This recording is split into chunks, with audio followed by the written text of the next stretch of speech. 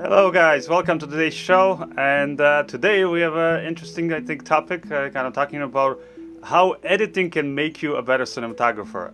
Not just that, but kind of talking about how, I guess, having experience in different departments of filmmaking, and this, by the way, is going to apply to anybody who's doing even like home videos or vlogging kind of style, because the actual examples I'm going to be showing you are from a video that I've been sort of my wife is working, but I've been kind of trying to help her as she's learning video editing. So she's not a filmmaker, but she just wants to, she's like a regular YouTuber, I guess. She watches a lot of YouTube, follows a lot of people, and she also wants to kind of share her life with her family.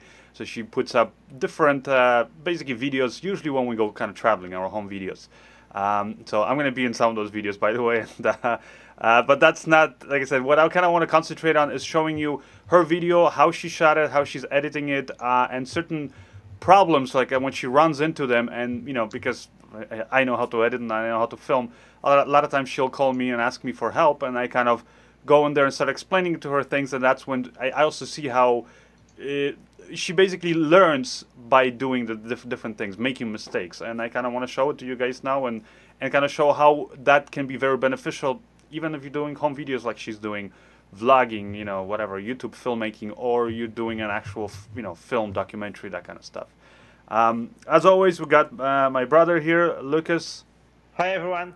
And he's going to be taking your questions, moderating comments, all that stuff. So, yeah, so if you got any questions, pass it on there, leave it in the comments below, whether you're on Facebook or on YouTube. And I'm going to kind of jump in and start showing you maybe sort of I want to show you the video that basically my wife is here working on, and kind of, again, keep in mind this is home video, so it's nothing, examples are going to be pretty primitive, but if kind of showing you, I guess, how by making those certain mistakes, and I think it's very important to make mistakes as a filmmaker, but you can only make them by actually doing stuff, by actually filming stuff and editing and all those things. So first, maybe before I kind of really get into it, the kind of topic, let me just show you here a bit of her Adobe Premiere project. It's going to be, like I said, very simple. Hold on, let me just here switch it so you guys can see. Alright, so here's my wife's Adobe Premiere window. I'm using her laptop too, so hopefully nothing weird here. I don't know exactly if I'm having any problems where she has files and stuff, but this should be pretty straightforward. This is a video from, I believe, I think a year ago when we were in Italy.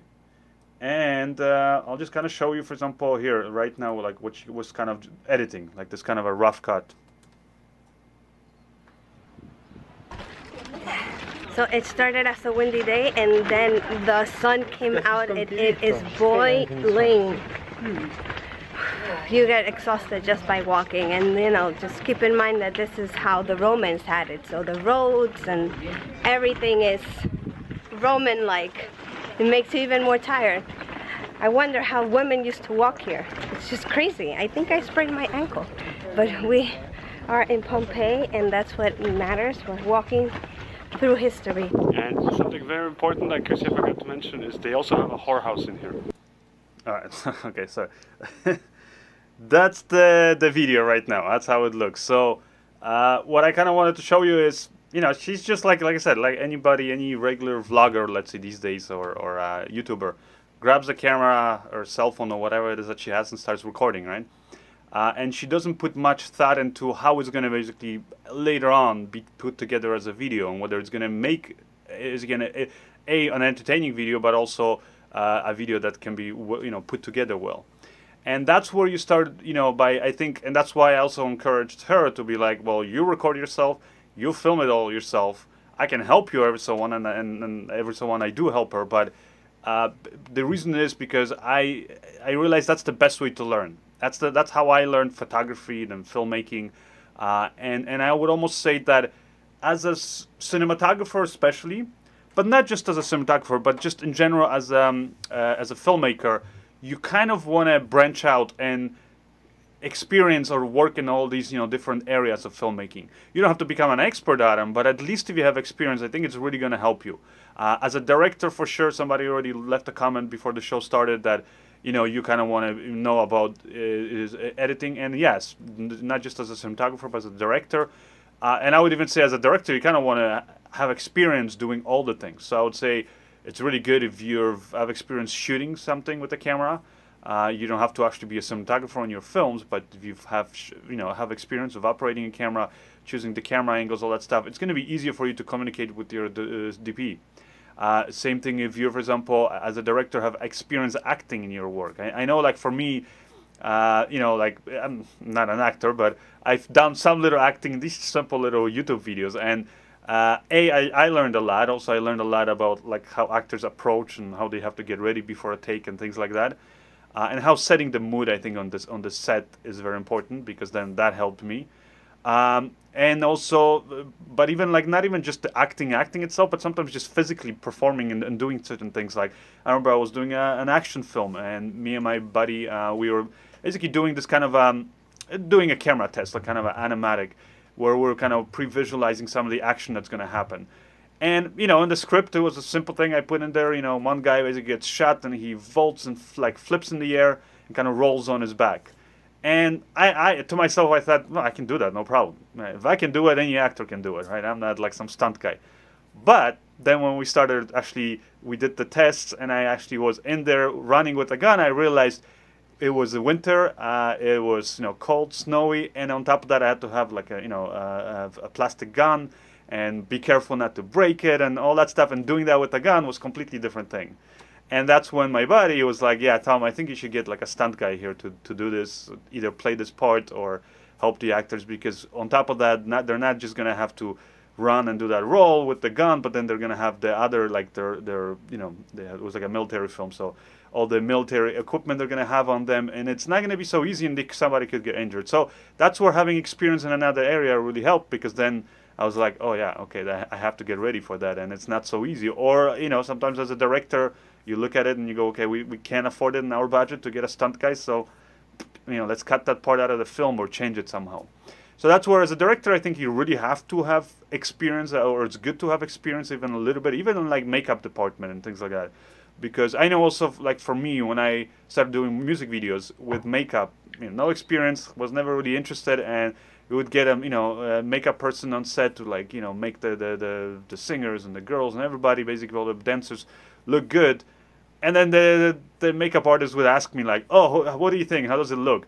And I remember I would like look with my eyes, and I was like, oh man, that's like way too much makeup. Like personally, I'm a person who's not, I don't like, especially when we're seeing, you know, women wearing way too much makeup. So when I would see it with my eyes, I was like, ugh, you know, like looks like it was like painted on with like a, you know, with like a roller paintbrush. And so that's when, but then, for example, then when we started shooting actually and getting some shots, I realized that what I saw with my eyes didn't necessarily translate the same way on the final product, in the final video. And so then I realized that sometimes you actually, in films, or especially music videos, when you have really harsh lighting and really strong lighting, sometimes you want to kind of overdo it with makeup. Now there's times where you actually have to be in reverse, actually put way less makeup than you think you should. So, but again, you can only know that stuff through experience, through actually things. So you don't have to do the makeup yourself, but at least be involved in that step, work with your makeup artist closely, or, you know, work with your actors closer and all that stuff. As a cinematographer, I know what taught me a lot is when I was shooting, and especially when I was doing those kind of like, when I was doing some jobs for like TV stations and TV reports, and realizing, you know, a lot of times it's kind of run and go, kind of like documentary, you know, filmmaking. You show up there, you have to get one shot, interview with somebody, whatever, but at the end of the day, you, as a shooter, at first I wasn't thinking about, okay, how the hell is this all going to be put together, until I started getting a few of these jobs where I had to actually edit it together too, not just film it.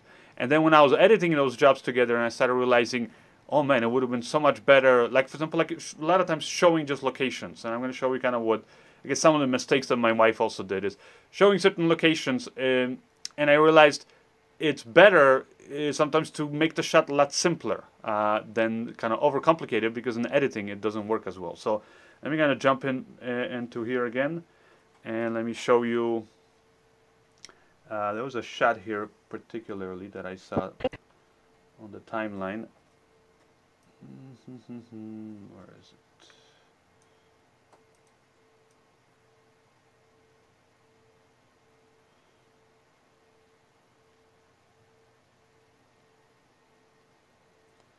like here even, there's a few shots, like, let me, for example, show you guys this shot here.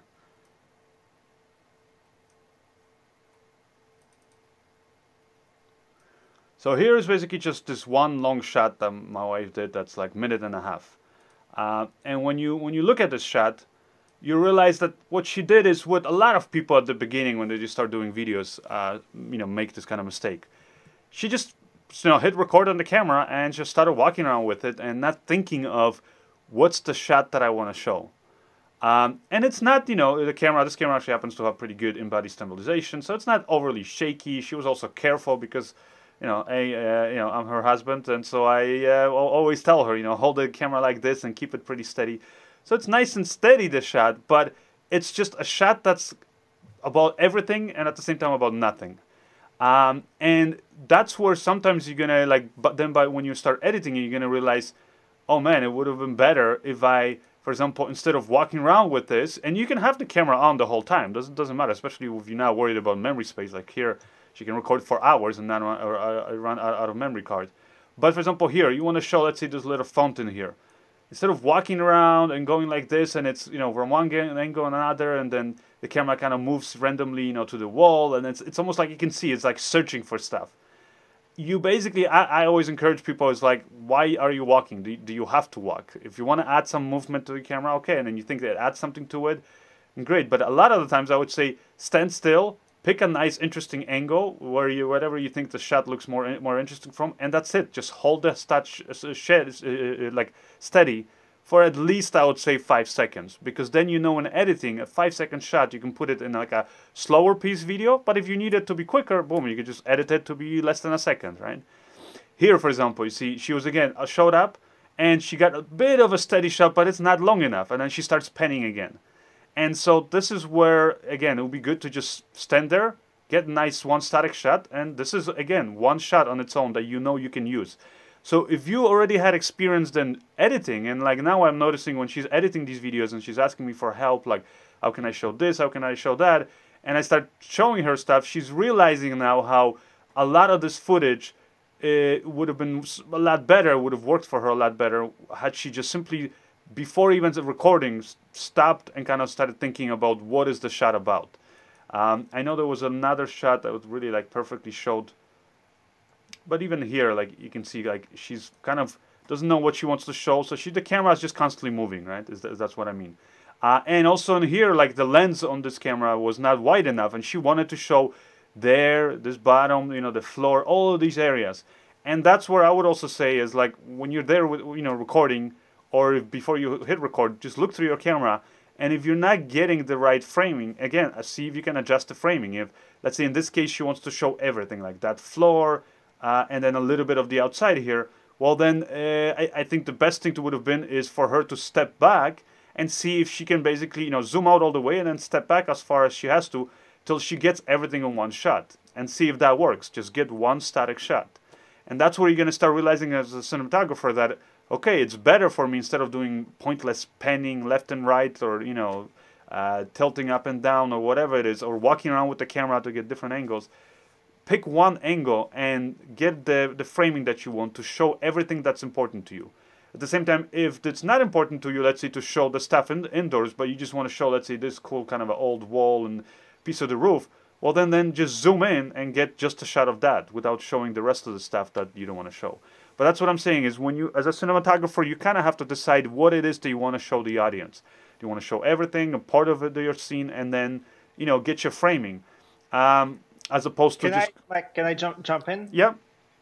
Right. So if somebody takes that advice maybe like very literally, then maybe they'll end up filming like a photographer. Well, they'll let's say that this is the shot, it's a nice shot, they frame it nicely, but it becomes just this one static shot, and then putting it together, it might still end up being a nice video. But how do you separate it so it's not just like a selection of really photos, right? Like how do you add movement to it through editing, or like how do you build on, because having like just knowing what you want to shoot and just framing it properly and just getting a nice static shot, that's good, that's a good start foundation. But then since video allows you to do more than that, how do you move, how do you improve on that? Yeah, and I'll tell you this, first of all, the difference between video and you know, and photos, that you actually are shooting, you know, multiple frames. So even if it's a static shot like I showed over there, let's say of some ruins, if there's somebody walking through it, you're gonna have motion, right?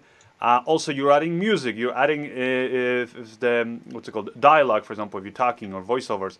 But then on top of that, you're editing. So you can take like for example that video that I showed, which was our also home video from Florida, where I kind of just edited a lot of just static simple shots, but I just edited them, you know, very quickly, one after another. Now you can add movement, let's say on a gimbal or just walking. In this case, the shots are pretty steady. But again, when you're walking with the camera, first get your framing, figure out what it is. Sometimes you even do like a run, kind of a test run, where you walk or you know, through the scene, and you figure out, is it gonna look good if I walk from this angle to this angle up here, that this whatever it is that I'm pointing the camera on, and then just get your framing and get that one shot. But what you don't want to do is where the camera goes left, right, up, down, you know, walking around everywhere, and then you end up with a lot of different angles, but none of them are really long enough, because it's like showing here, like, you know, just a few frames, then it shows to here. So you don't really have, you have a lot of angles, but not enough footage really to edit, unless it's like a really fast video. You can't, you know, if you want to put like a more longer lingering shot, you can't do that now, because you don't have the footage to work with it. And so you can create movement just by having a lot of these static shots.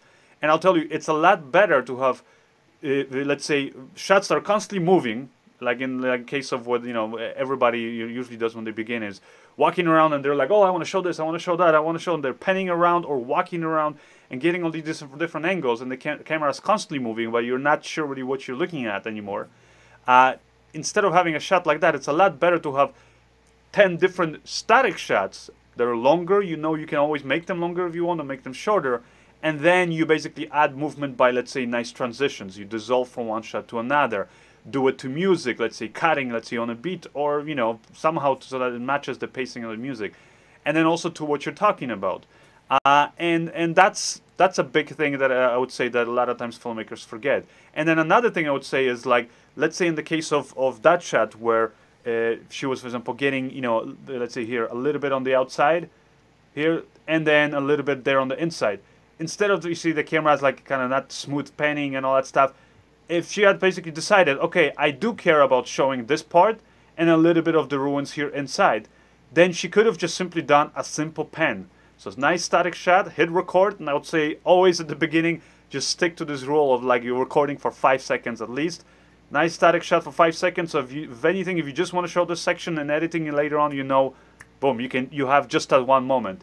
And then pan the camera to the right, nice and smoothly at a steady rate, pan it to the right, and show this object, and there, and it's like a nice shot where it's moving. So if you want that movement in your video, and you know, then you can use that. But let's say it turns out that, let's say, the pan was too long, or the shot wasn't as interesting as you thought, you know, at the location that was going to be. Well, then you can cut out that pan and just use the ending of this shot where it shows one place and another place here, the inside. And those are the kind of things that you start learning, but you're not going to learn those unless you start actually, you know, editing the stuff and putting it together, and then realizing, you know, that these are the kind of, you know, basic improvements you can do next time that you're filming. And for example, like in here, she was getting also a lot of different shots, and I told her like right away, because, like, for example, her idea was that she wanted to, and I'm going to show you guys again, she wanted to just have her like walking. Like, that's another thing that a lot of people will do, vloggers, is just grab the camera and they're just talking to the camera, right? And I think it's an interesting way of filmmaking these days, and a lot of people are doing this. So here's what she did at the beginning, basically. So it started as a windy day, and then the... So, you see, she says that it started as a windy day, and you can even see there, she made a cut, and she was basically, you know, telling me, okay, so I'm going to cut from this, and then cut to a bunch of shots of, you know, me basically, you know, with this windy day. So she has a bunch of this footage here, like this shot, you know, just wind really picking up. Then in the video, she goes on and she talks about, then it got really hot, and it's a nice and hot day, and it's, you know, but now walking around, all that stuff is difficult. So she's changing topics. And because it's just this one shot of her talking, and it's in the middle of a sentence, and it's okay. It feels, I think it's good that she recorded that kind of a selfie shot, because it feels very in the moment, very, very honest, right? But because she's talking in the middle of the sentence, I told her it's not a good idea to just cut basically where she was thinking. It started as a windy day, and no, like she wanted to cut there, show a few shots where it's windy, and then cut basically to this moment. And then the sun came out. It is. So to me, the problem with that, I told her right away, is you're cutting in the middle of a sentence. So when you come back to this footage, it's not going to feel as smooth because it's not like you stopped and then you said, you know, you had another vlog that you did where you said, now the weather has changed or whatever. No, it's like starting in the middle of a sentence. So it's better to just keep it as one long shot, but overlay that with other footage. And since she actually did have footage of, you know, the windy day and all that stuff, it just made sense to, again, to just overlay it and show those shots while she's talking, right? But again, later on, like when she was editing and, you know, like I was helping her pick those shots, it was a little difficult because sometimes we wanted a longer shot and there was just not many longer shots that she had of the things that she talks about. But in the end, you know, we managed to kind of do like a really quick edit, and I think it works better where you have this exposition of her talking and then you have these shots. So it started as a windy day, and then the sun came out. It is boiling. Now, if you notice, these shots though, you know, it's okay maybe because she's talking that it's so windy, so it maybe makes it look like it's so windy, and that's why the camera's so shaky and moving. But the reality is because these shots were, again, these kind of shots were, see, like here you can even start seeing the camera was moving and pan stopped, and then basically it was like constantly searching for things. So basically she just cut in just at this moment as, you know, the camera finishes this move. And there wasn't much basically of other footage that you could use. So you're basically limiting yourself in options in editing when you kind of constantly moving the camera around and you don't design your shot. You don't think about what it is that I want to show in this shot.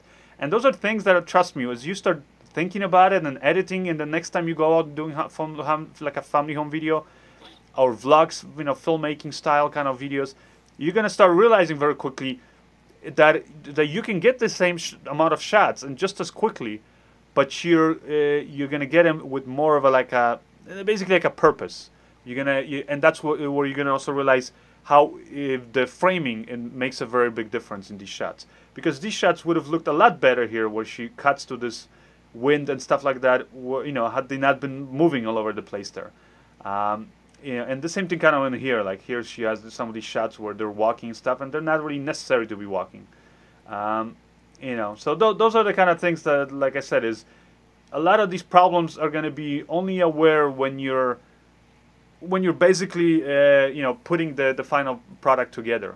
And that's why I would also say that as you know, editing in general, I think can benefit, you know, a lot of people, but as cinematographers especially, because you're editing the actual footage, where you can also realize not only things with the pacing, but like I said, with the length of the shots that you want, or whether the camera should be moving or not, but also, like I said, with the framing, you're gonna get it, but even then also with the colors. And as you know, somebody who edits, and that's why I would also say that for editors, it's good when editors have some experience as shooters, because a lot of times as editors, people will basically take shots and afterwards, especially when they're color grading, like I hate when editors take my shots and they just do their own color grade and they just butcher the shot, like destroy all the colors and all the settings that I did on the camera, because there's these interesting things to show, and they do this very stylized or weird kind of color grade, and that just destroys the original purpose of the shot and how it was shot.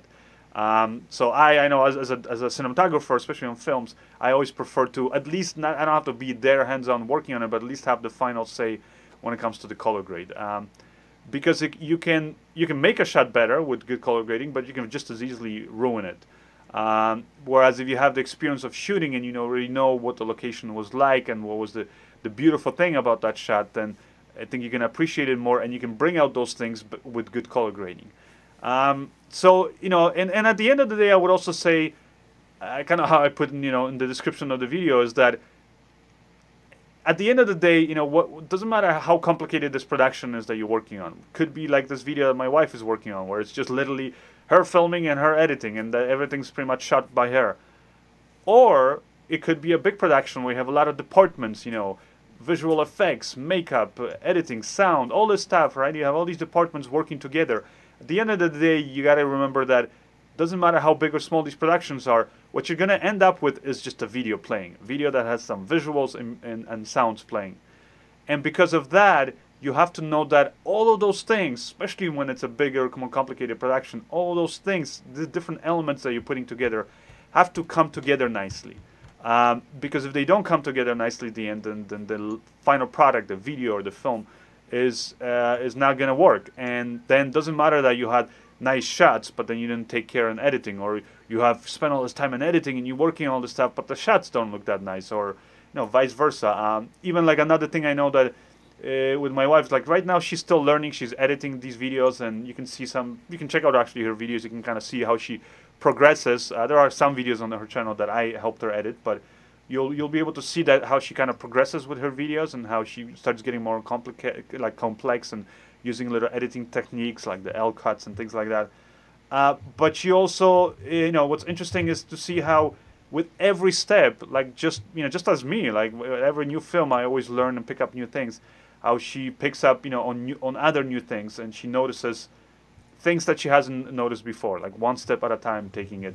And like one thing I know that when I looked at her kind of rough edit was that she had all these random shots at the beginning of just where we were. These kind of, again, because she took a lot of this footage that was like all over the place, camera moving around. And I told her, just take out the stuff, that moments where it's panning, but there's nothing to show nice while the camera's panning. Then just use a bit of the here, a bit there, a bit here. And unfortunately, they're going to be really quick shots. And then I realized that when she edited those shots, a lot of those shots, because of, like I said, she wasn't thinking when she was filming how she's going to use it, ended up with a lot of these very short shots, which you can still save and you can edit in an interesting way. But then at the same time, she had these few long shots, and you can right away see it in the timeline when you see basically the actual visually in the timeline. You see the shots. So like you see, these are all these little random shots that she has, very quick shots. And she just kind of picked out, the best moments that she thought, and then after that, and they're all usually about like between 1 and 3 seconds, and then suddenly you see this one long shot, which was her vlogging. So I told her right away that it's okay, she can be talking, but again, overlay those shots even later on with other footage. So here she's talking about the streets are uneven and things like that. So she ends up basically overlaying that footage, and it looks a lot more interesting instead of having this long basically shot of just her, like a talking head shot, and just this exposition, her explaining to you things. It's better, you're using audio-visual medium, show it to people instead of just talking about it, right? And since she has the shots, I think now this whole sequence of her kind of vlogging looks a lot more interesting. It's a windy day, and then the sun came out, and it is boiling. You get exhausted just by walking, and just keep in mind that this is how the Romans had it. So the roads and everything is Roman-like. It makes you even more tired. I wonder how women used to walk here. It's just crazy. I think I sprained my ankle. But we are in Pompeii, and that's what matters. We're walking through history. And something very important. So that, as you can see, you can make it a lot more interesting in editing, but you also realize then next time you're shooting, I shouldn't make those mistakes that I made before, right? There's also some stuff, like for example here, I remember like I looked at this and again right away on the timeline, and I'm like, she's got all these different quick cuts because of all these quick little shots that she wants to show. And I told her, okay, so are you gonna cut then from this vlogging part basically where you're talking to then all these random shots, from basically all over Pompeii, and what are you gonna show there? Are you gonna be talking again? You're explaining something?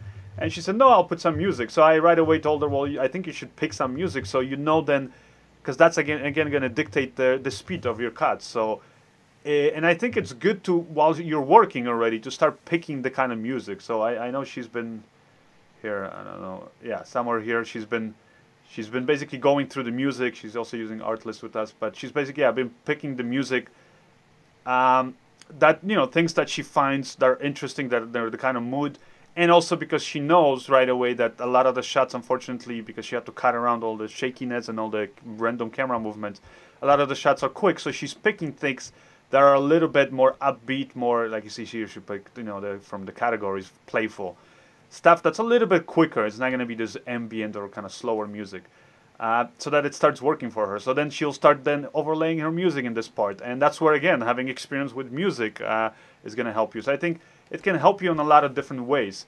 And then this is, for example, another section which I looked at her edit and I was like, what is this? It's again all this long shot you can see right away. And it's again just a shot of her talking, just exposition. And, you know, pretty much the whole shot is of her here with this kind of, you know, ruins in the back. On top of that, though, the sound wasn't good because it just happened to be windy. Now Sophia's erupted and, you know, she uses this little, you know, point and shoot camera. So that's where I kind of then told her, oh, I think, you know what, there's some interesting information recorded there, and it was good. It was on in the location on the moment, but I think it's better to basically, since it's just this one shot of you, to basically just re-record it now, you know, at home with good audio, record you talking again, and then just overlay this stuff when you're talking about, you know, the different ruins or the mountain Vesuvius, all that stuff. Just show those shots while you're talking about it, right? And then again, that's where you start realizing that a lot of times you don't even have to be there when you're, let's say, a vlogger. You don't have to record yourself talking and doing this long exposition, you know, unless you're just doing it for yourself, just, you know, to keep note, basically, of things. So yeah, so I would say that's the kind of stuff that you want to kind of keep in mind, and where having experience in working those different departments is going to make you right away realize, oh man, I made a mistake here, or I could have done this better, and just even to make work easier for the other department. I think, you know, like the idea about what you touched on, like kind of the storytelling, or in terms of when to record the audio, whether you use the audio from the, you know, from the location, from the trip, or do it afterwards. And like, it's something that, you know, this idea, I guess I think we discussed this before, but you don't see it often, and maybe it's not a good idea. Maybe that's why vloggers don't do it, because most vloggers will just, you know, record, use the audio that, you know, of them at the moment that they recorded. But I can see like a lot of advantages to the storytelling if you do it afterwards, just because once you get back from a trip, let's say, you have like this new perspective, right? Like you can add more, I think, than if you're like, if you put the camera on yourself at this beautiful location, and kind of, sometimes I think it feels forced, right? Yeah, so that's kind of, that sometimes I don't like that part of vlogging. Sorry, I cut you off there. No, I was just saying, yeah, I totally agree with it. That it can be forced. Now, I'll tell you one thing though is that if you're shooting on a camera where you're not worried too much about how much space you're using up on your memory card, like let's say you can, like my wife, she can record on that. She has a 120 something gig card, and she can record like, I think, 20 something hours on it. So she doesn't really care, so she records. Now, sometimes problem with that is you have a lot of footage to go through, but I also told her there's no harm in recording extra stuff. So if you in the moment and you want to say something, boom, record it. Even though it was windy and with your microphone, you probably won't be able to use that. At least you have that to kind of, because sometimes also what happens is months later you're editing, or in this case it's like a year later she's editing that video, and she's forgotten about the things that really excited her when she saw it. So at least she has that right there in the moment, fresh perspective. And even though she doesn't use that shot, she at least has it for herself. So now when she does her voiceover, she'll know, oh, this is cool stuff I want to talk about. That's cool stuff. But also, like Lucas said, is like, be aware that, again, you don't have to use those shots. Sometimes it's better to, you have it there, you can listen to it and then go, you know what, but yeah, I don't think that, or I was repeating myself, I don't want to mention this again. There's no point in doing it. So then you can kind of put your thoughts better, you know, a little bit more clear, more precise, more direct, right? Like just having recently just, you know, kind of edited, played with footage like from family trips, and also so using some of our, like, for example, behind the scenes footage for some of our, you know, videos on this channel. I can see like the ones I really enjoyed, I think they work well oftentimes, are the shots like the kind of, let's say, the vlogging style, but it's like where you can see kind of the, like the body language. You can see how the person felt in the moment. You know, they're smiling, excited.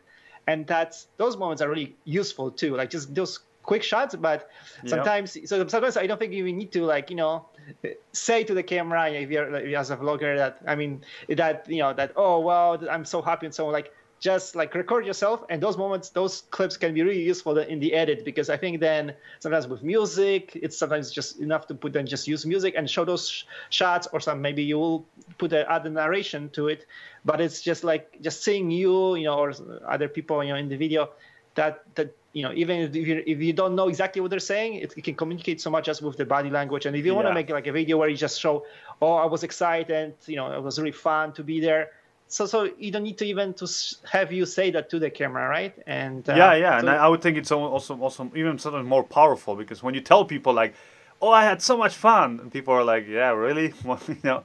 Whereas if you don't say anything, but you have a whole bunch of shots, and I actually do that too.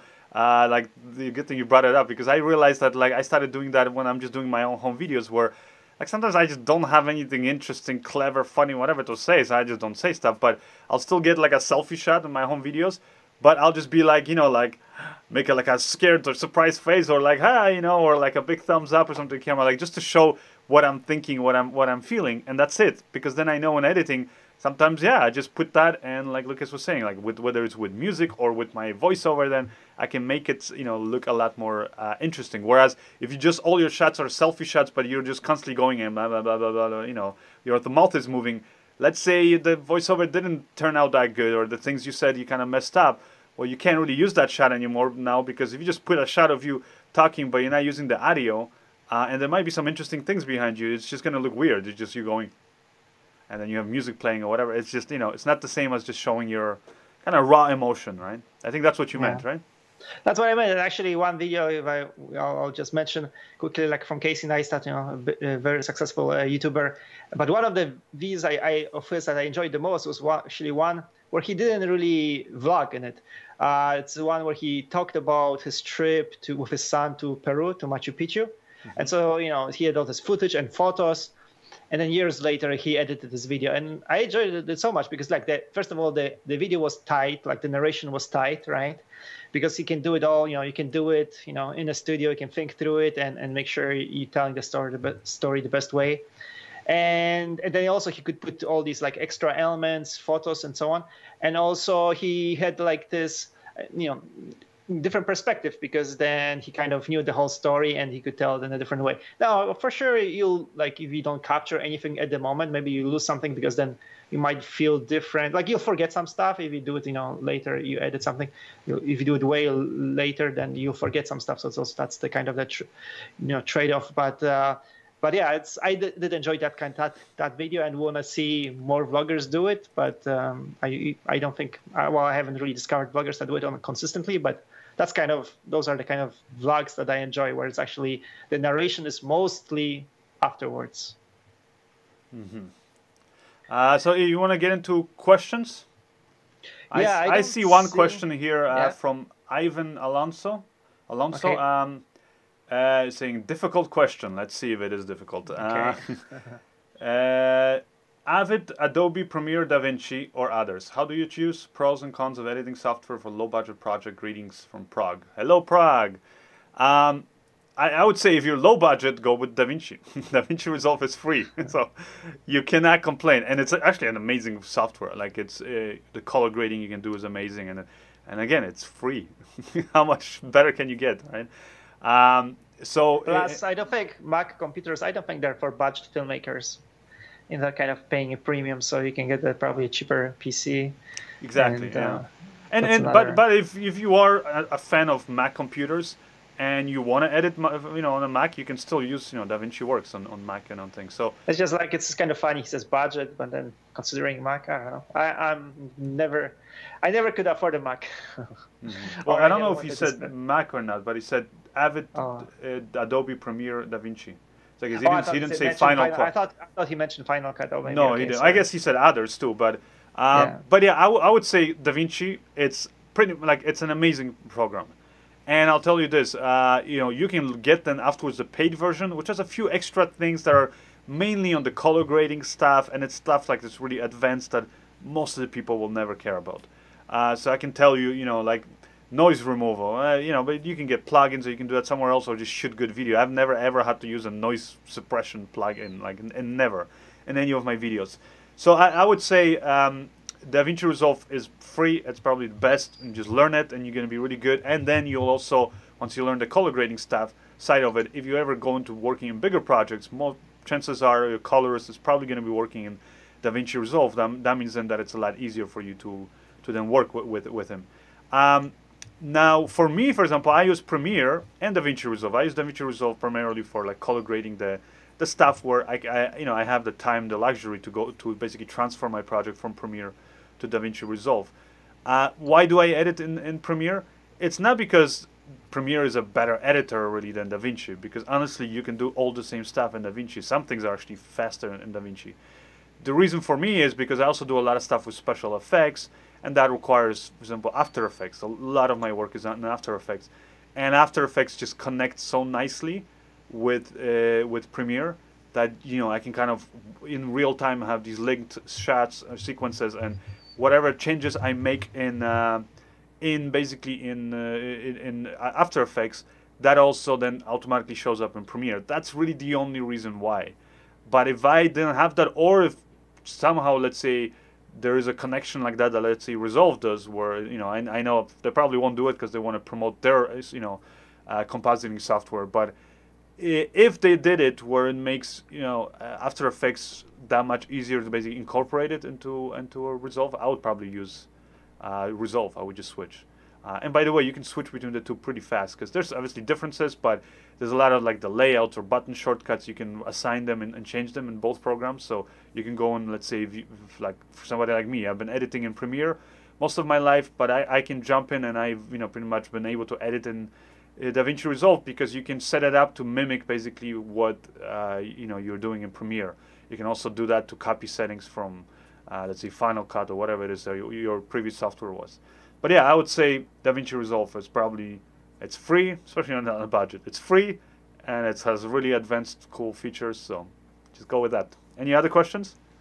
Well, here is from Film Cut Paste. He's saying that that we can, you know, it's a good idea, I guess, what we're discussing here, that we can all make home movies by visiting interesting stuff or places around where we live, and use the tips that you provided, Tom, today, that, you know, to make better videos. Now, that's something we talked about like 2 weeks ago when we talked about, you know, the home video from Florida. The fact that, yeah, when you travel, you can have great footage that you can really, you know, use, practice with, you know, to make some really nice videos, right? So yeah, definitely Film Cut Paste for sure. That's a good idea. Not sure whether you want to add something to that, Tom. Otherwise, no. Otherwise, from Dark Horse here saying, okay, if you slow down a 1 minute section of video, and then you know, unlink the audio, but then that ends up, he says, well, doesn't that end up, you know, making the video longer than the audio? And what do you do about the gap in audio? The fact that you don't have audio to cover the longer video because you slow down the frame rate, I guess. Like, you mean like when somebody's talking? Well, or just like ambient audio? Yeah, I mean, so I guess the way I understand it, and I would say, yeah, if you are somebody talking, then you cannot, and you want to hear the person, then obviously you cannot slow down the video. Now, if it's just, you know, you don't actually care about what people are saying, or there's nobody talking, then yeah, you need some extra, you know, background audio, or you need to have just use music, right? I think music is the best way. Yeah, like literally just, if you're just editing like all those shots that my wife is putting together, just random shots, there's audio there that was just recorded, and sometimes she was talking behind the camera, but like a lot of it is not necessary, or she can re-record it now. Like you don't see her talking now, so she can record it now as a voiceover. It's all about the shots. And to be honest, a lot of times with the audio you get on location is not going to be that great anyways. And if there is, because, you know, there's a lot of other noises and things that you don't even realize till you come back, and when you're editing, you're watching it and you go, oh wow, there's people talking here, or there's cars moving in the distance and things like that. So you kind of have to simulate that sound. So you can create your own sound effects. That's where having, you know, access to like a library. That's why I'm subscribed to certain of these online services that allow you to have, you know, sound effects, or let's say music, like Artlist. If I use audio blocks too, they have a lot of great sound effects. Multiple places, and literally you just go in there and you download the different sounds. And like I remember I've done videos of like when we're traveling with our family, like, you know, up north, I remember in Canada, in this beautiful nature, and there was some nice shots of like these pristine lakes and forests and stuff. But just so happened that, you know, I had my family talking behind my camera, so they're like blah blah blah, or there was an airplane flying somewhere in the distance, and you hear all those things. So that's when I just, you know, but I didn't want to put music necessarily. But music is a big thing when you're editing, especially these home vlog kind of style videos. just cut out all the audio and just put nice music in there. But if you don't want to put music, sometimes you want to just make the audience feel like it's nice, let's say quiet. And in this instance, I remember I was editing this home video and I wanted to show my family how it's beautiful nature and how it's nice and quiet. Just so happened when I was recording, it wasn't so quiet.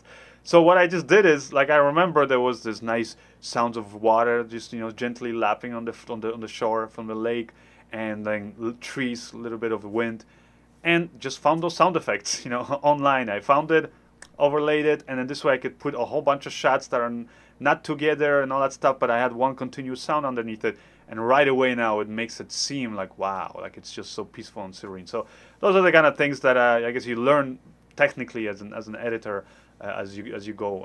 And again, your best way to learn it is just by doing it, because you're gonna run into those problems, and sometimes you're gonna hit your head on the head, you know, like hit your head on the wall a few times, and you're gonna be struggling like, how do I make the sound go better? Until you realize, why don't I just delete all the sound from the camera and just put my own sound?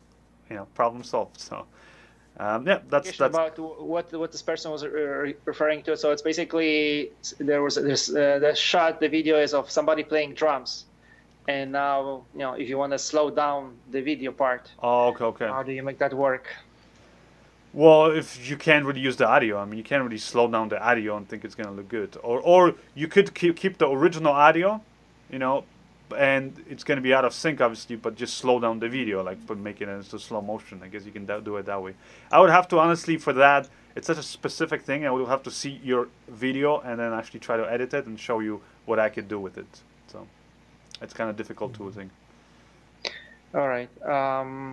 I mean, okay, it doesn't make sense to have musician playing and then the music going at a different speed, you know, going basically, so then it's out of sync, becomes out of sync. No, you could do it, because I remember there was, again, a home video that my wife was editing, which you can, again, check out on her channel. I provided actually a link to her channel in the description, but you can check out her video. It's from Berlin, where there was this guy with this, like, selling pretzels or something, and he had this little box where you go, you know, like this kind of funny music, something like that. And I remember, like, this music kept on going, but she wanted to show like a bit of him, but then show other shots and go back to him. So basically edited around it where we just kept that music going, and then he had also, like, I think like a little snare or something he was hitting. And sometimes, yeah, it's a little out of sync, you see it, but you know what? You're cutting to other shots, you're cutting back to him, and it seems like it's a lot longer, and we actually repeated a section of that music. And if you're watching, taking the whole video in, because there's all these other shots and stuff, you kind of don't pay attention, and it's, you know, it's gonna look better than just you showing the, let's say, that one shot, kind of boring long shot, and then showing something else. It's just kind of, like I said, we edited around it. So is it perfect? No, I wouldn't use that technique for a feature film maybe, but it's better than just leaving what was there originally, basically, the long kind of raw shot. So sometimes, you know, but even in documentaries, I'll tell you, like, a lot of times in documentaries, because in documentaries is kind of almost like shooting home video. Is just sometimes you're running and you're kind of filming everything. Like I said, a good cinematographer for the documentaries, like I said, will sometimes keep the camera rolling, and that's why you end up with hours and hours and hours of footage for a documentary. But like I said, he'll still stop and kind of, oh, okay, this is an interesting thing. Stop, get a nice shot, and then he'll, like, while he's getting that shot, he's already looking, all right, that part is interesting, and then he'll nicely transition and pan, so that in case the editor wants to use this section or that section, he can, but if they want to, they can also use the pen. And he'll record all these things, and a lot of times, like I said, things happen where you capture the location audio and you want to use a bit of that, but you also want to speed up the editing, and so you're going to do these things where you'll notice in documentaries, if it's very well edited and the content is there and the story is changing, you know, and evolving, then as a viewer, you're so interested that you don't mind the fact that now it's slightly out of sync or things like that. So those editing tricks are actually being used even on big films, like documentary films especially. Okay, quick question maybe here from my end, Craig. Does the difference between voiceover and the live audio kind of work against each other? So the fact that you've got, you know, that it sounds different, you know, audio recorded in the voiceover will sound different than on location sound. Doesn't really matter, right? I mean, it doesn't really matter. I guess that's what mixing is about, making it all work together well, right? But yeah, I mean, I would say if you have, let's say, you know, if you have just like production sound, like there on location that you recorded, let's say a vlog, you know, selfie kind of video, where it's really bad, really noisy, I mean, you probably just don't want to use it. Like in the case of what my wife has there, I just told her to cut out that one shot and just re-record the audio now and put some shots over it, right? Like just the visuals. But if you really want to keep that shot, then I mean, yeah, I would try to clean up as much as you can. There's certain things that you can do to clean up audio.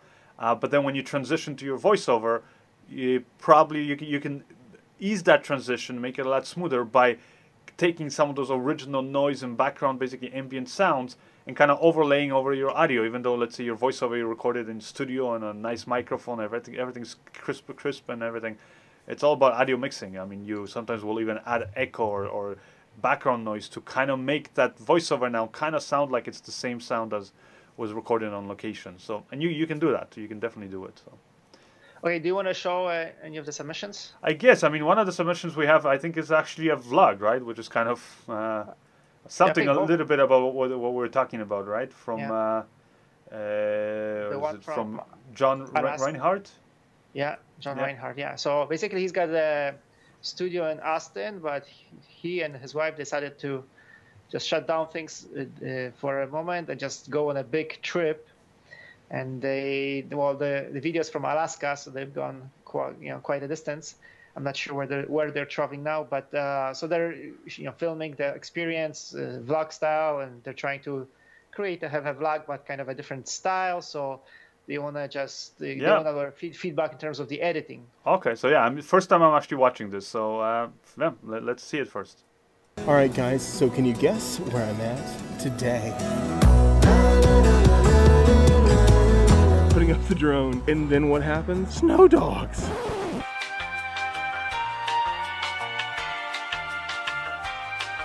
That's so cool.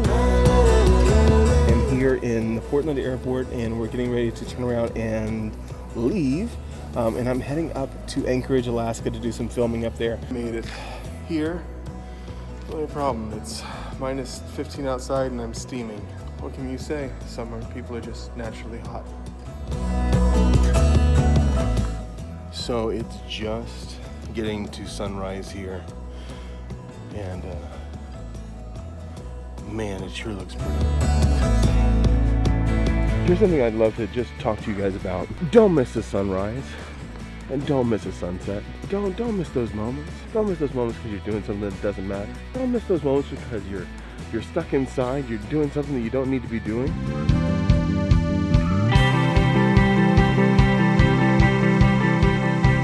My buddy here, Connor. So, Connor, now what did you tell me about? You told me about something cool. What is it? Aputure Pass. It's colder up there than it is here, too, so. I love the sound of that. All right, guys, so here we go. We're gonna get the car. Now, I had a problem with this. Take a look at this. Those don't look like winter tires to me. They're not. This could be an adventure.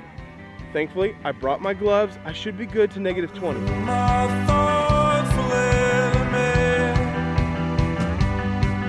So these guys ripping it up out here in the snow with the snow machines. So stopped and decided to do a little flying. I met this guy. What's your name, bud? Matt Morgan. What do you do in the summer?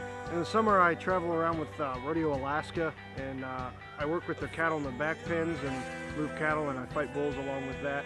So did it just kind of like as a natural progression, or did someone teach you, or what? Yeah, sort of a natural progression, and I've got some help along the way from my uncle and other people that have done it for years. What do you like about bullfighting? It's adrenaline rush. I'm not an adrenaline junkie necessarily. I don't know if I believe that. I'm watching them like just... No. I like going fast and doing stupid stuff. Instagram, Copenhagen Cowboy 45. All right, cool, man.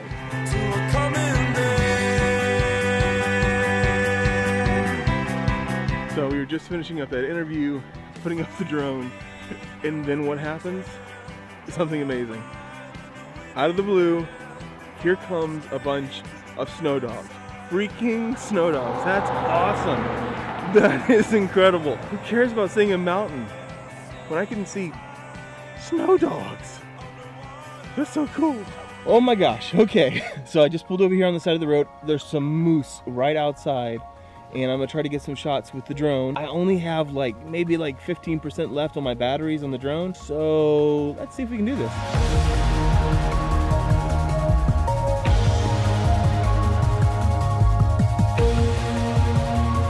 morning, I am heading out to go meet a friend that we may know from a couple of videos, Mr. Wayne Salmons.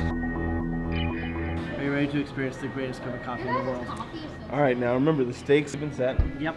Pile drive if it's not the best cup of coffee Yes. ever. First thing tomorrow morning. We're gonna move that up to tonight. So the reason why he's saying first thing tomorrow morning is that he knows I'm gonna be on a plane tonight at 12. So it'll have to be before then. I'm thinking somewhere in the snow. Or we can do it next year. So it's not the worst. It is the best. You're welcome. You're welcome. My little gift to you. It's gonna be so fun to pile drive later on. So we finished up breakfast. Yep. And the best coffee ever. Best coffee ever. Had a great brainstorm. Yes. And now we're about to have some real fun. This is what we live for. The original idea, we were going to be doing like snow machines and paintball guns, but that didn't happen. Didn't happen. So Plan 2. even better. Y'all are solution people. Amen. That's it. It's all about being resourceful. Let's suit up. All right, let's go have some fun. So who's ready to pelt Dad with snowballs? Say aye. Aye. Aye.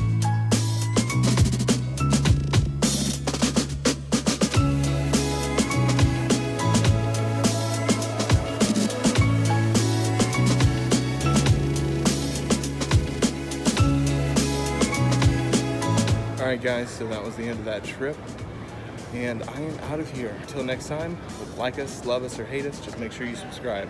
I will talk to you later. Alright. Interesting. Actually, it kept me entertained. I was kind of, you know, laughing, especially that first part where he's outside and he's steaming. Basically, he's you know, with all the stuff coming up. Yeah, it's overall it's a really great video for, especially when you know, like this kind of a vlog style kind of documenting. It's what I like about it is that the pacing was there. It was just long enough where, like I said, just, you know, things are keep you interested. There's a story moving. Like he's going from this place to that place. Here's what they're doing.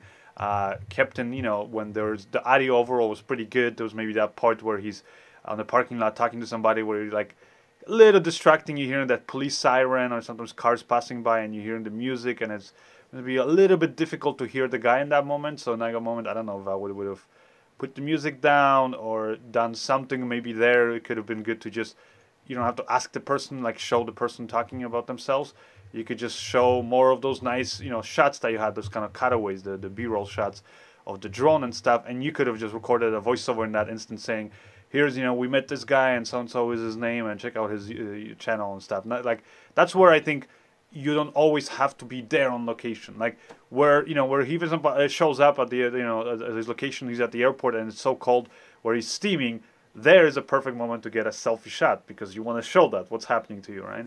Or, you know, when he's, for example, in the car and he's like, oh my God, there's a moose over there, and like you're in that moment. But that stuff where you're just interviewing somebody and you can show shots of that person, and you know, you had shots there and then shots of that guy with the drone, but you can just say it in a voiceover, especially when the audio, like in this case, if the audio had been good, I would have said just leave that shot. But for me, yeah, that was the only thing. It's like that for that moment thing. Color grading, I think, but like overall, I think the whole video is very well edited. How you're just entertaining on camera too. It's just a fun video. It's just made me chuckle and kind of, you know, smile as I was watching it. The only thing is, like I said, I would say the biggest thing is the color grading for me. I think you have a lot of cinematic shots, but the color grading sometimes seemed like it was like you were using, like, you know, different tone and shadows and midtones. Like you wanted to have all these different colors, but yet there wasn't need there, simply because of sometimes the shots that you get are not that interesting, or the colors are not interesting at that location. So I would have said, yeah, you can definitely make it look a lot more nicer and better with good color grading. That's the thing. Now, how to color grade it, it kind of, you have to go shot by shot. But I'm kind of looking at it now here on the side, and yeah, it's overall, you know, like I said, nice shots, and the B-roll shots that you got were really nice. So I think that's what makes the difference. What do you think, Lucas? I really like the video. I think he's got, you know, the difficult part. I think, you know, he's good at, in terms of, he's very good on camera. So exactly. He's entertaining. So the videos have really cool energy. So yeah, you know, so then there's some technical aspects you can improve on, but I mean, overall, right now it looks good. The videos look good. The only part was that 2 minutes, like about 2.5 minutes to 3 minutes. just like in terms of the storytelling, I just like didn't like the fact that he was talking about the snow dogs, that they saw them, but then he didn't. Unfortunately, he did not have the footage, so kind of sometimes I guess yeah. I mean, I understand. Sometimes you saw something and you cannot show it, but you still want to let people know. But it was kind of, I was like, he was talking about it for a long time, and then he didn't show it, so I was kind of disappointing. And then also and right after that, he was talking about filming the moose, right? And then they actually, it was a very one quick shot again. So I understand it's very difficult to get those types of shots, but since he was setting it up so much, then it kind of also didn't feel good. Oh, okay. The payoff was not good. So yeah, I know it's tough, but maybe I don't know. Yeah, that section maybe should have been the setup should have been shorter for me in terms of the storytelling. But overall, I really enjoyed it. The last section with the kids also it was really fun, and yeah, I mean you're making a really interesting vlogs. Okay. All right. So the next submission we got is it's just behind the scenes of a video shoot, of a photography shoot from Matt Webster.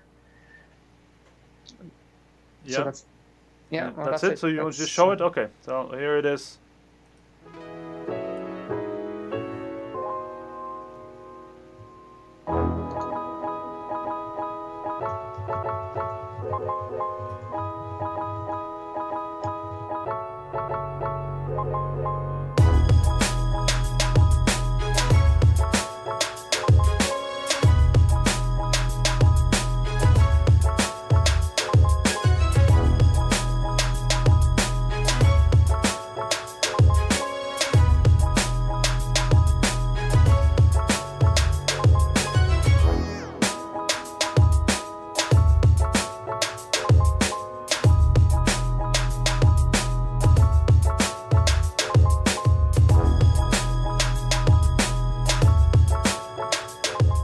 So I kind of want to maybe talk about this video while we're watching it. So I'll tell you right away, one thing I like about it is just your framing, your shots, kind of like I was talking about today, is you're already aware of, okay, I got it, there's just basically not much happening in here. It's just a girl getting her photos done, and she's in the water on a rock, but you manage to get, even though it's just the same subject and the same location, you manage to get all these different interesting angles. And I really love how these transitions where you go in the water and then it looks like you come out on the other side here upside down. I really love that. I thought that was very creative.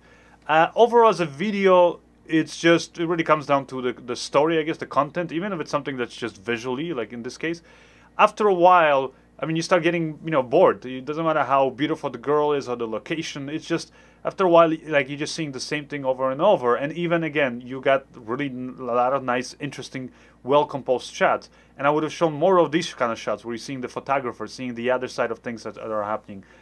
Maybe even show, again, I know it's easy to say after the fact, but if you could have gotten the final photos that the photographer took, I think it would be great to see. Oh, this was the final photo that the photographer took, when she's in this place or this location or this pose. Those are the kind of things. But just overall, I would have edited, I guess, the video quicker. I would have just cut it so it's shorter, so that you're basically you're finished and you showed what you wanted to show, but you don't have to. It almost feels like you're starting to repeat the shots over and over after a while. That's the only thing. But I'll tell you a lot of great shots, and kind of like what I was saying at the beginning of the show is how, if you just pay attention to what it is that you're getting a shot of and how you want to show it in a creative way, then you can make, you can see in this video, it's a perfect example of how you can show the same thing from 100 different angles and make it look nice and interesting. And the rest is just editing, like I said. Maybe speed it up a little bit and show a little bit more of the behind the scenes. What do you think, Lucas? Because there wasn't a variety of shots. It became the shots just repeated. So yeah, seeing the photographer would have been interesting. Yeah. All right. So I think that's it, right? Any other questions we want to go through? I don't think, unless something popped up recently, but I don't see other questions. No. I'm scared to say, because one time I said there's no questions and there were, and then I got. Well, here's from somebody has a channel where this person teaches people how their minds work and helps them to be happy in life. And so right now, this person's videos, you see her face and voice. So it's I guess it's a talking head. Mm-hmm. Is there anything else that that can be done to make the videos more engaging? Yeah, I mean, I would say think about what it is that you're basically like what's the content? What is it that you're talking? So it's a talking head video, and like here, this show, it's just basically me and Lucas, we're talking, but as much as we can, we'll try to cut to things that we're talking, so we can show you the examples. So I don't I don't know what the topic is of your videos, but even if it sounds like it's like something to do with psychology, I guess. Show examples of the things that you're talking about as much as you can. Whether it's a diagram, although diagrams and all those kind of things are usually charts. Are usually pretty boring. But if you can show, I don't know, maybe you're. I mean, again, it's difficult for me to say what to show because I don't know what it is that you're talking about exactly. But if there's some example, real world example that reflects what you're talking about, show that, and you prepare those shots, or if you're editing those videos. Afterwards, add those shots and everything over you talking, so just cut away to it. I mean, I think self-help is about how to kind of, I guess, go through life. How to manage your moods, I guess, and how to be happy, right? But I guess I can see. I mean, I'm guessing since having not seen the channel, but I guess maybe you could show some stuff from everyday life. So whether it's like you want to get people just to reenact certain situations that maybe, I don't know, there's an argument about stuff that people do around the house, right? And then how things go, what things happen on a daily basis, right? Because I'm guessing that's what you're talking about, how to deal with different situations. So maybe like these little reenactments, people, sometimes these TV shows do where when they're talking about like family life and so on. Yeah. So maybe that would work. Now it's a lot of more work than just filming yourself and saying this is what you do in this situation, but helps, makes it much more visual, and your message might be much more effective if you have those visuals to support, right? Yeah. So, all right. So I think that will be the end of the show. And here, just to say bye, got my wife. How do you feel, baby, about me showing your work in progress? I know. The roast. I was trying to text, don't trash my work. Well, but that's how you learn, though, right? I was being gentle. Come on. How am I as a teacher then? Like when I help you with your videos? You're very good teacher. Yeah. And I was telling you the other day that I didn't want to bother you that much because I also want to learn and try to remember as much as you. And you learn best how? Yeah, I mean, practicing. That's why I don't, doing it, right? I don't call you. Sometimes I'm just there, and when I'm stuck, that's when I'm like, okay, Tom, can you come and help me? I don't know how to do this. But I would even say, and sometimes I tell my wife, it's like, I could always be coming up and helping her with her videos, but sometimes I say, like, literally, I'm like, oh, I'm too busy. I can't, because it's good when you struggle a little bit more, and you think, because if somebody just comes in and right away helps you with a problem, it doesn't stick in your head. Whereas if you like really tried and you tried this and you tried that, sometimes you will discover things along the way. But then finally when you discover that solution, you're going to be like, aha, now I'm going to remember this forever. Oh, yes. Kind of thing. And then he was asking me the other day, what is that notebook that I have with me all the time? Oh, and yeah, that little black book. I'm like, I'm the type of person that needs to take notes. And that's just how I am. So when you leave, I'm like, I'm writing everything just because I don't want to call you 2-3 times because it gets annoying. I mean, I when I was working, I would teach people to do certain things, and it was like, oh my God, you're asking me this question again. So I'm trying to avoid that, for you. But yeah, it's a learning progress for me, and it's fun though, right? I mean, it's gonna take me forever to edit that video. I mean, it's been a while. Are you gonna get it done? I'm gonna get it done. And you're gonna get better, and that's why I would say at the end that's the message, I guess, of the thing is whether you are a filmmaker or you're doing videos, home videos like my wife. Experimenting, doing things for YouTube, just do it, try it, try all these different things, and actually by doing it, experiencing those problems, that's where those solutions are going to stick better to your head, and you're going to also discover new things, new ways of doing stuff, and I think you're going to enjoy it better when you actually find those solutions, right? And another tip was, YouTube. Just YouTube it. Oh yeah, that's You'll find the answer. Pretty much anything. It was like how to tie your shoes or whatever. Just go on YouTube and type that in there. You'll find an answer. Yeah, but yeah, I learned a lot with with Tom. Whenever he has a little time that I can steal from him, and I need you to sit down and watch this, and I try to write everything down and just remember for the next time. Yeah. Anyways, I think that's it for the show. So thank you guys. See you next week, and until then, keep on filming. All right. Bye. Bye everyone.